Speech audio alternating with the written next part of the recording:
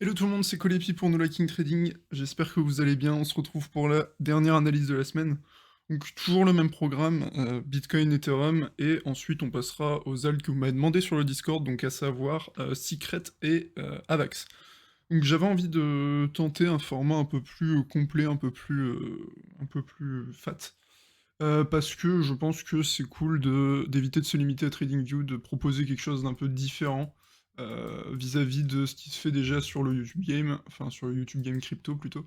Donc j'avais envie de tester un format plus gros, moins enfin avec beaucoup plus d'informations, donc j'espère que ça vous plaira, donc auquel cas, je vous invite évidemment à donner votre avis en commentaire ou, sur le Discord No Liking Trading. Donc on va commencer, assez simplement sur un graphique TradingView, du Bitcoin. Donc, à savoir, le Bitcoin a retracé du coup l'entièreté de ce mouvement. Donc le mouvement qui a été amorcé dimanche soir avec cette turbo bougie. Cette turbo bougie, elle a causé énormément de momentum, on le voit relativement facilement, et c'était assez logique que on retrace et qu'on vienne compléter ce gap. Donc maintenant pour moi, le niveau absolument à tenir, c'est les 44 600. Donc les 44 600, c'est le niveau auquel il y avait un order block, donc le dernier sell-off avant un gros pump. On est revenu le travailler ici et on a une réaction très très correcte pour le moment. Donc pourquoi je pense que le mouvement haussier, donc je sais pas si on marquera un nouveau sommet plus haut que le précédent, en tout cas je pense qu'il y a de fortes chances qu'on revienne travailler à ce niveau. Pourquoi je pense ça? Assez simplement, on va passer sur du coup un graphique qu'on appelle Time Price Opportunities, donc aka TPO, donc Bitcoin TPO. Et là-dessus, on va pouvoir du coup repérer des choses relativement intéressantes. Donc malheureusement, je peux pas annoter le graphique, donc je vais essayer de pointer avec la souris. Donc vous essayez de suivre via assez simplement ma souris. Donc on peut voir déjà qu'il y a un pour high sur la journée d'aujourd'hui. Donc c'est quand il y a, hop, je vais activer les lettres. Donc les lettres, elles signifient le moment de la journée à laquelle ça s'est passé. Donc là, typiquement, le A, c'est où on a ouvert la journée, A, B, les premières lettres, c'est où on a ouvert la journée. C'est pour ça qu'il y a cette bougie rose ici, c'est très simplement parce que on a commencé l'offre de la journée ici, donc c'est ce qu'on appelle l'initial, j'ai plus le initial balance, ouais, assez simplement. Donc l'IB, initial balance, donc on l'a ouvert ici, donc c'est normal que ça commence par AB sur ces niveaux. Maintenant, on a du coup set un pour high sur ces niveaux, donc ça signifie que l'enchère n'est pas terminée et qu'on a poussé le prix dans une direction opposée, mais que généralement ces pour high ils tendent à être comblés. Donc un pour high, pardon, c'est soit quand il y a deux lettres comme ceci ici, soit quand il n'y en a qu'une. Donc quand il n'y en a qu'une, c'est pareil, on peut considérer ça également comme un pour high. Donc là, par exemple, ça n'en est pas un parce qu'il y en a deux. Là, ça en est un parce qu'il y en a une seule lettre ici et trois ensuite. Donc là, j'avais déjà parlé également sur mon Twitter qu'il y avait un pour low cette fois-ci, un pour low qui s'était 7 ici. Donc ça me paraissait globalement cohérent qu'on revienne chercher sur ces niveaux. Donc on a également, quand il y a qu'une lettre à l'intérieur d'une journée, donc là ce que vous voyez les lignes comme ça, là vous voyez le bleu il est un peu différent, là c'est du bleu clair, là c'est du bleu foncé. Quand on a une ligne comme ça signifie que c'est des gaps qui sont créés dans la journée et qui tendent généralement à être comblés. Donc effectivement on parle toujours de généralité dans le trading, il n'y a jamais rien de sûr, donc ça je suppose que vous le savez, mais ça me semble important de le préciser, on tend généralement à remplir ces gaps. Donc est-ce que je pense qu'on va revenir au moins chercher ces niveaux? Oui. Est-ce qu'on va marquer des nouveaux sommets? Je ne sais pas. Moi, en tout cas, je l'espère comme je l'ai déjà dit, je suis plutôt haussier, mais surtout très méfiant. Donc moi, j'essaye surtout de trader en intraday, voire quelques jours, mais c'est mon prisme principal, c'est pas faire des swings de 3 mois. Donc là, pour Haig, sur ces niveaux-là, il y en a énormément, donc c'est pour ça que je pense qu'on finira par retourner à minima sur ces niveaux. Hop, je vais reprendre un graphique plus classique TradingView. Donc là, on est revenu sur ce niveau de pour l'eau, donc qui s'était 7 ici. Maintenant, ce qu'on veut absolument pas voir céder, c'est les niveaux des 44 600 comme je vous l'avais dit, et c'est assez simple, c'est tout simplement, hop, exit chart, et là je vais me prendre cette fois-ci du Daily Volume Profile. Vous voyez qu'ici, sur cette bougie à forme momentum, du coup c'était la journée de dimanche dernier, donc ça c'est du Volume Profile classique comme vous pouvez trouver sur TradingView avec l'outil VPSV, donc ça c'est exactement pareil, c'est exactement la même chose. C'est juste que je préfère celui d'ExoChart parce qu'il est plus complet. Donc on a la Previous Week Value High, donc c'est là où on a eu toute la valeur de, enfin une maj 3 de la valeur de la semaine dernière qui s'est jouée, donc c'est pour ça que, j'apprécie regarder sur, Exocharts ce genre de graphique, c'est tout simplement parce qu'on a toutes ces valeurs en plus. Donc on est, toujours dans ce niveau et on peut voir qu'on a comblé le gap qui était ici et le gap qui était ici. Donc on l'a comblé celui-ci, on l'a comblé aujourd'hui et celui qui était là, on l'a comblé sur la journée d'hier. Donc vous voyez, comme quoi absolument tout est cohérent globalement pour, ce qui se passe actuellement. Le problème, c'est que, d'un point de vue price action pure, ça ressemble quand même pas mal à une réintégration, même si on n'est pas encore repassé sous le seuil, donc ce qui fait qu'on peut toujours largement espérer une hausse. Mais il faut prendre en compte qu'on est quand même atterri pas mal bas. On aimerait évidemment pas voir les 44 600 flancher, donc comme je vous l'ai dit, c'est la previous week, pardon, mon anglais il est désastreux. Previous week valeur, là où il y a eu le plus de valeur la semaine dernière. Donc on aimerait évidemment garder ce niveau et on peut voir également qu'il y a beaucoup de volume qui s'est échangé sur ces niveaux, donc c'est pour ça que c'est relativement important. Donc j'espère que vous suivez globalement via cette charte. Si vous avez des questions, n'hésitez pas, pinguez-moi sur Twitter, envoyez-moi un DM sur Twitter, réagissez sur No Liking Trading, mais j'ai vraiment envie de faire quelque chose d'un peu plus poussé que ce qu'on trouve sur la majorité du crypto francophone, et c'est pour ça que j'ai envie de pousser un peu plus loin dans ce qu'on sait faire en majorité en francophonie. Donc je pense que j'ai à peu près fait le tour sur le Bitcoin, donc on va tout de suite passer à Ethereum. Avant de passer à Ethereum, j'avais envie de passer relativement rapidement sur le graphique du Nasdaq, donc qui est toujours très très important à suivre dans du trading crypto. Donc à savoir, ici, on a eu un fort rejet sur donc du coup la, moyenne mobile 200 journalière. Donc cette, moyenne mobile journalière est très très importante. On peut voir, que pas mal de gens ont shorté sur ce genre de niveau. Pour moi, effectivement, c'est important et c'était un risque que j'avais déjà souligné, mais on a également donc une confluence de niveaux horizontal pardon, ici, donc vous voyez, c'est un niveau qu'on a pas mal travaillé, avec une confluence de EMA, MA, S et MA, pardon. Donc là, ce qui fait que c'est très clairement notre niveau à conserver pour le moment, et si on vient à s'en détacher, à s'en défaire et passer en dessous, ça pourrait également être de très mauvais augure pour les cryptos, donc le niveau des 14 500 à surveiller de près sur le Nasdaq. Donc Ethereum, donc là on va pas partir dans des trucs beaucoup plus techniques étant donné que on est très très corrélé à Bitcoin. Une fois qu'on a vu l'étude de volume vis-à-vis de Bitcoin, on peut s'en défaire on va dire, même si on peut possiblement aller faire un tour tout de même sur ExoChart pour voir un peu plus en détail ce qui s'y passe. Donc l'Ethereum, très simplement, qui est dans une configuration assez similaire au Bitcoin, sauf que je le trouve assez joli, dans le sens où, vous voyez qu'ici, on a vraiment comblé l'intégralité du gap, lorsque sur, BTC, on est vraiment passé en dessous. Donc c'est pour ça que je le trouve un peu plus joli graphiquement que, BTC. Donc le BTC, le TH, il y a énormément de confluence MM ici, donc moyenne mobile, si je les active, vous allez le voir très très vite, donc en daily. Là, vous voyez, un peu dans le même délire que le Nasdaq, en fait, finalement, on a énormément de confluence de moyenne mobile sur ces niveaux. Donc c'est pour ça que c'est quelque chose que j'aime bien. Vous avez vu comment c'est chirurgical sur cette moyenne mobile. Donc on peut très largement espérer au moins un ROD jusqu'au 3600. En tout cas, moi, c'est ce à quoi je m'attends. Donc je joue pas le long sur Ethereum, je me suis focus pas mal sur BTC.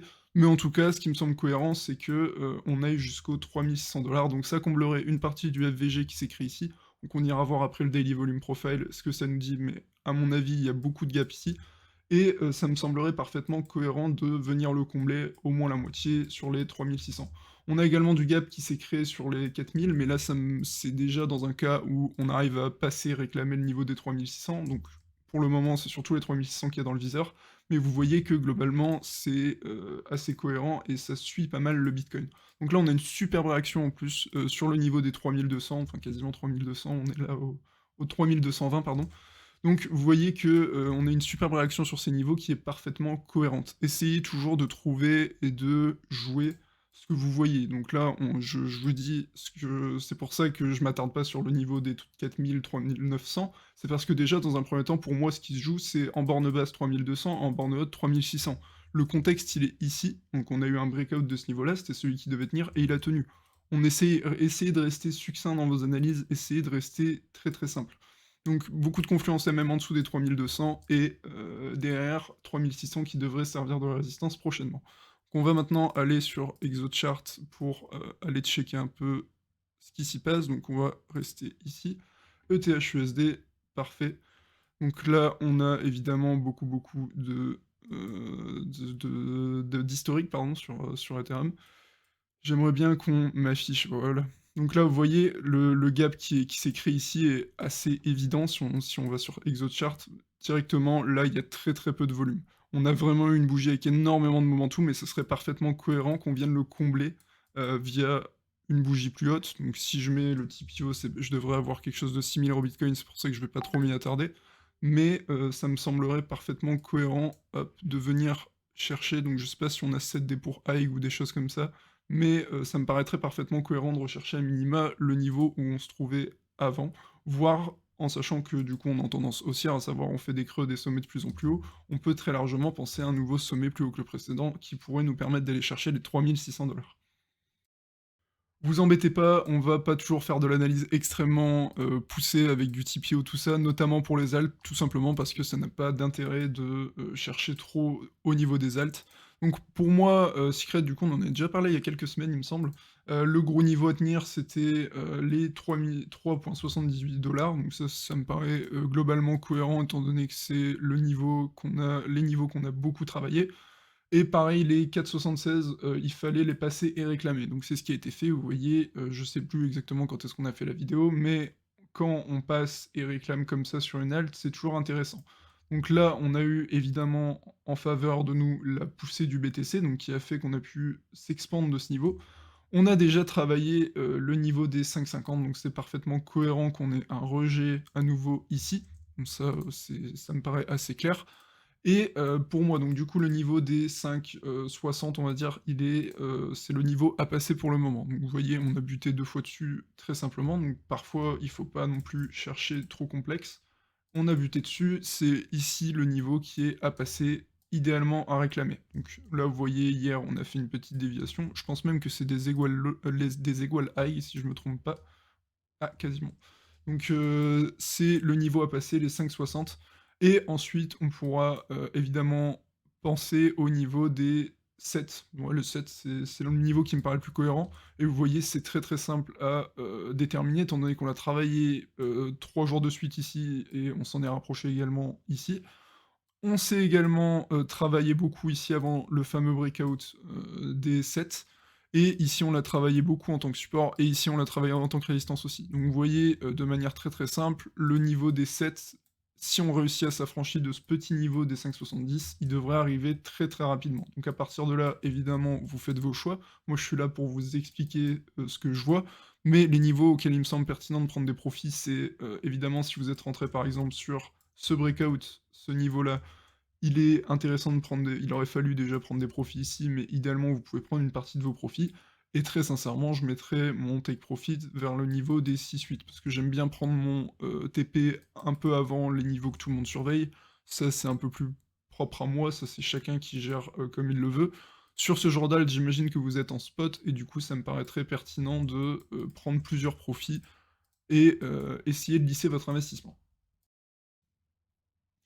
Donc on va maintenant passer au AVAX, donc le AVAX duquel on parle souvent, qui est évidemment un très très gros projet que beaucoup d'entre vous surveillent.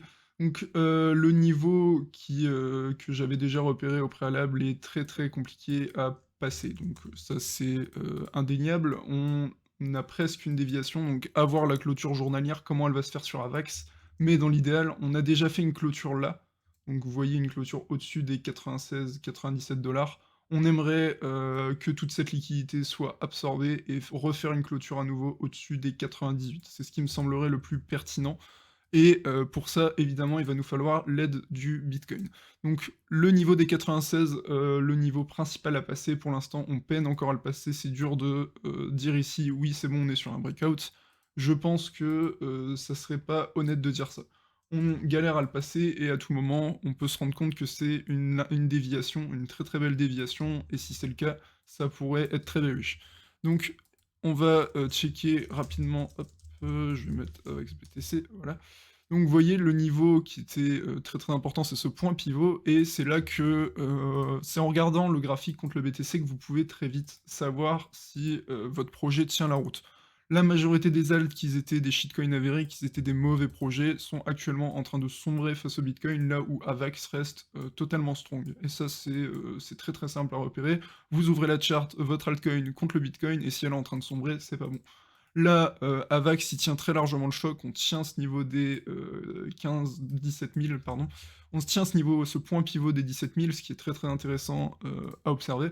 Et on a ici, donc, on a déjà beaucoup travaillé ce niveau-là des 21 000 Satoshi. Donc, j'estime que c'est ce niveau qui est à passer. Donc, ouais, vous voyez, c'est très très simple à déterminer. On est dans un range entre les 17 000 Satoshi et les 20 000 Satoshi, 20 000, 22 000 Satoshi. Pour moi, c'est aussi simple que ça.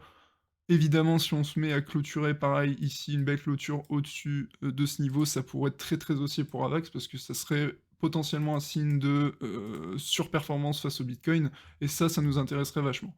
Évidemment, après, si on arrive à passer ce seuil, hop, je vais prendre mon petit rectangle, si on arrive à passer ce seuil, tac, ça serait ce niveau-ci, donc vous voyez, pareil, pas très compliqué à déterminer, je vais le mettre en rouge, tac, et vous voyez ici ce gros niveau, ce gros bloc qui a passé, et si on le passe là, évidemment, c'est turbo bullish. Mais on n'y est pas encore, le niveau principal à passer pour le moment, c'est les 22 000 Satoshi.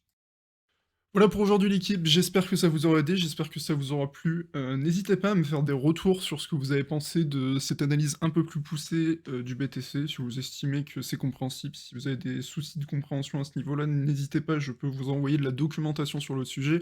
Et si vous êtes content d'avoir de l'information un peu plus poussée que ce qu'on trouve habituellement, pareil, n'hésitez pas à me le faire savoir, même si ça nécessite de la doc et de l'apprentissage, je suis là évidemment pour ça. Donc évidemment, je vous invite à rejoindre le Discord No Liking Trading pour me poser vos questions, donc vous trouverez le lien dans la description. Et également, notre partenaire officiel pour trader les crypto-monnaies, c'est Bybit, et vous trouverez un lien de parrainage dans la description.